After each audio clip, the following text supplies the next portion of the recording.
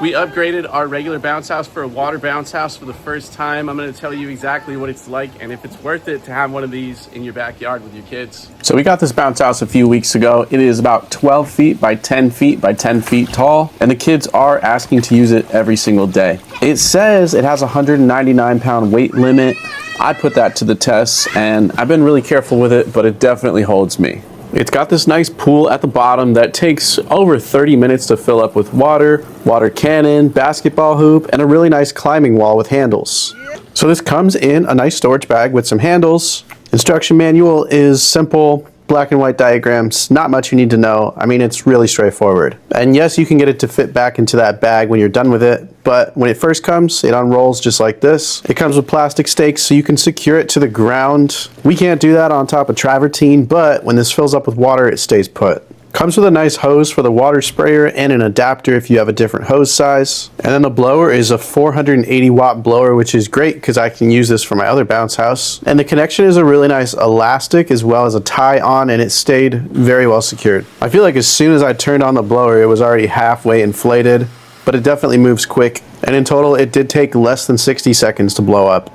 It is lightweight overall, so you can kind of move it around to get it in place. The water tubing has Velcro all the way around to help you secure it to the bounce house, and it's really straightforward. Takes about a couple of minutes to do this part. I do like that it's removable, so that way you can take it off and fully dry it out before storing this. And as soon as I turned it on, I realized that the water cannon was coming out great, but I guess depending on your pressure, the water at the top of the slide, for me, it was shooting over the slide, so luckily you can kind of adjust it because it's Velcro.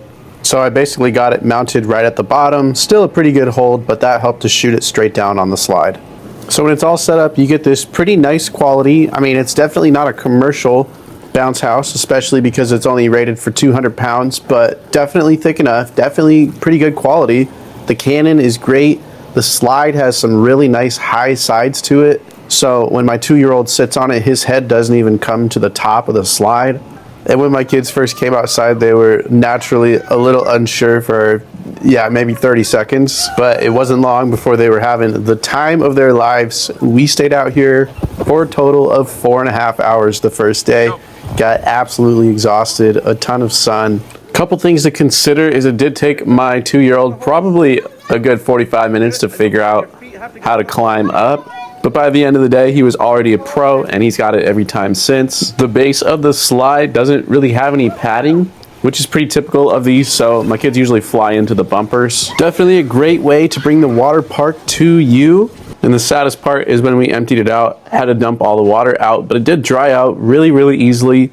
Great experience overall with this bounce house. Perfect for kids, probably 2 to 5 or 6 years old. And hopefully, it continues to hold up for us.